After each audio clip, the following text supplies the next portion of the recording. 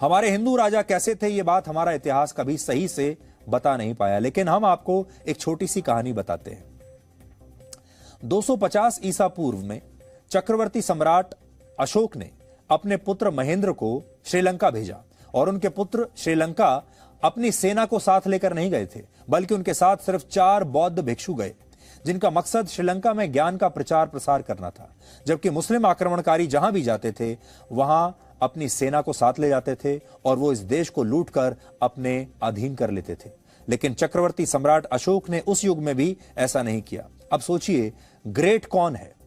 Great Akbar है जिसने भारत को लूटा, या ग्रेट सम्राट अशोक हैं जिन्हें तमाम शक्तियां होते हुए भी उन्होंने श्रीलंका को अपने अधीन नहीं किया? इसे आप एक और उदाहरण से समझिए। 11वीं शताब्दी में दक्षिण भारत के चोला वंश का इंडोनेशिया, मलेशिया, जावा और कंबोडिया जैसे देशों में बहुत प्रभाव था, लेकिन इसके बावजूद चोला वंश के राजाओं ने इन देशों के धार्मिक स्थल नहीं तोड़े और ना ही इन देशों को लूटकर वहां के लोगों को बर्बाद करने की कोशिश की।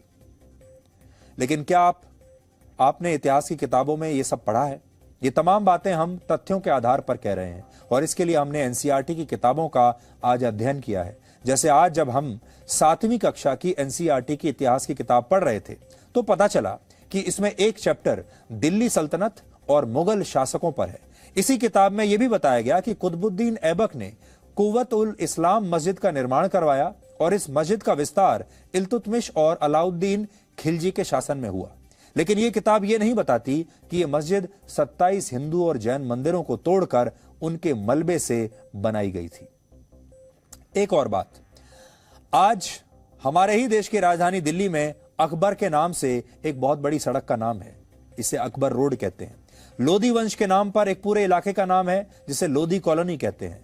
लोधी के नाम पर एक और बहुत बड़ी सड़क का नाम है जिसे लोधी रोड कहते हैं। दिल्ली में रहने वाला कोई भी व्यक्ति आपको 1 मिनट में बता देगा लोधी रोड कहां है, अकबर रोड कहां है, हुमायूं रोड कहां है, औरंगजेब लेन कहां है, बाबर लेन कहां पर है। ये सब दिल्ली में है। इसी नाम से, लोधी के नाम से ही हमारे दिल्ली शहर में एक लोधी होटल भी है जो आज भी लोधी के नाम से चल रहा है। औरंगजेब लेन भी दिल्ली में है, हुमायूं के नाम से हुमायूं रोड भी है, शाहजहां के नाम पर शाहजहां रोड भी हमारे ही दिल्ली में है। सोचिए, ऐसा कैसे हुआ कि पिछले 75 वर्षों में हमारे देश की सरकारों और हमारे देश के लोगों ने भारत का दमन करने वाले इन लुटेरे मुस्लिम आक्रमणकारियों के नाम की सड़कें बिना पूछे इस्तेमाल वो करते रहे, बिना सवाल पूछे।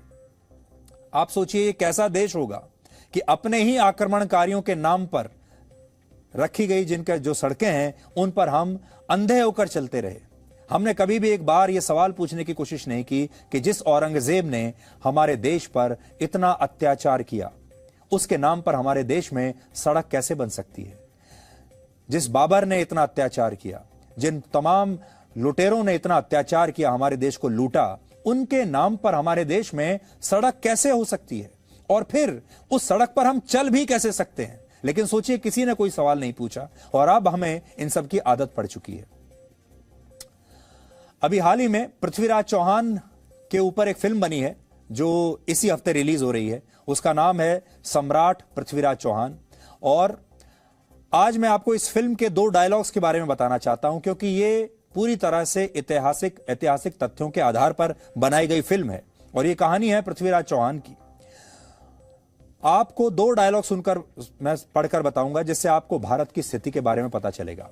जब मोहम्मद गौरी तराइन के युद्ध में पृथ्वीराज चौहान से लड़ रहा है, तब कुतुबुद्दीन ऐबक मोहम्मद गौरी से यह कहता है कि गुस्ताखी माफ हुजूर, सुल्तान को अपनी जीत पर यकीन क्यों नहीं है? क्योंकि इस बातचीत से यह पता चल रहा है कि गौरी को अपनी जीत का यकीन नहीं है और मोहम्मद गौरी परेशान है कि वो पृथ्वीराज चौहान की सेना को हरा नहीं पा रहा। तो उससे पूछा जाता है कि आपको अपनी जीत पर यकीन क्यों नहीं है कि आप जीतेंगे? आप इतने घबराए हुए क्यों हैं? तो इस पर मोहम्मद गौरी जवाब देता है। उसका जवाब है, क्योंकि हमारे पास लड़ाई की कोई वाजिब वजह नहीं है। जो हमारे लिए जमीन का टुकड़ा है वो उनके लिए मादरे वतन है, जो हमारे लिए लूट है वो उनके लिए आबरू है। इसलिए किसी भी कीमत पर यह जंग हमें जीतनी है, चाहे उसके लिए हमें फरेब और मक्कारी ही क्यों ना करनी पड़े। अब आप खुद सोच सकते हैं कि मोहम्मद गौरी खुद कह रहा है कि जो हमारे लिए लूट है, क्योंकि हम तो लूटने के लिए लड़ रहे हैं और वो अपनी आबरू बचाने के लिए लड़ रहे हैं। वो अपनी मातृभूमि को बचाने के लिए लड़ रहे हैं, इसलिए उन्हें हराना मुश्किल है। ये मोहम्मद गौरी भी मानता है, और मोहम्मद गौरी ये भी मानता है कि वो लुटेरा है और वो लूटने के लिए यहां पर आया है। एक दूसरे डायलॉग में मोहम्मद गौरी अपने एक दरबारी से पूछता है कि क्या 4 हिंदुस्तानी कुछ कदम साथ नहीं चल सकते।